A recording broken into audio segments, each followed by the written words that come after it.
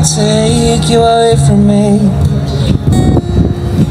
We've been down that road before, but that's over now. You keep me coming back for more. Be all that I want when I lie here in my arms. I'm finding it hard to believe we'll ever. You're the best part.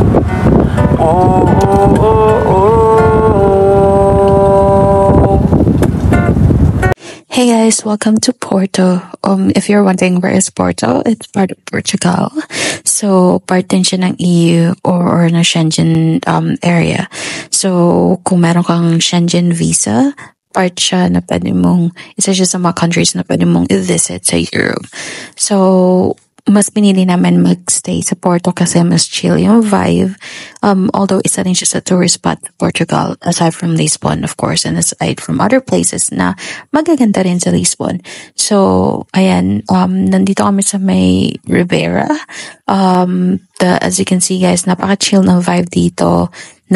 Try kami ng cable car kasi gusto namin makita yung buong Porto sa taas, which we paid for about like 20 euros each. Back and forth na siya, at saka may kasama siyang picture and booklet na ibibigay nila sa'yo dito sa cable car after yung disembark sa cable car. So ayan, nandiyan lang tayo sa taas, aura. At saka nakita nyo kanina, ang maganda dito guys, dahil sobrang chill ng vibe niya, ang daming basker. So, yung mga basker dito, as in like, iba-iba sila. Ang daming mga teenagers lang din na mga kumakanta, as in mga new music talaga yung mga kinakanta nila. Or mga new songs, mga trending songs, mga ganyan. Meron pa nga doon na dalawang kabataan na kumakanta ng Beatles song, ang galing. As in like nakaka-chill ng vibe. So pwede ka lang dito, hindi mo kailangan gumastos ng bongga. I mean, pwede kang maupo lang dyan, basically, kung magdala kayo ng pagkain, kasi kahit saan naman, like, ang daming parts sa Europe. So, lalo na dito. So, ito yung snippet ng konting-konti lang na pumunta kami ng Lisbon.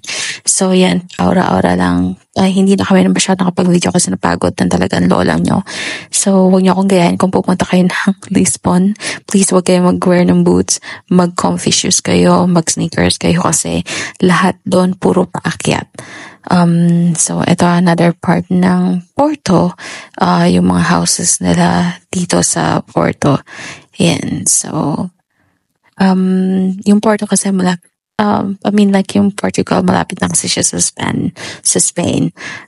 So, ayan. So, medyo kumakawi-kawi tayo dun sa mga nag-cruise dito sa Porto. So, yan na guys.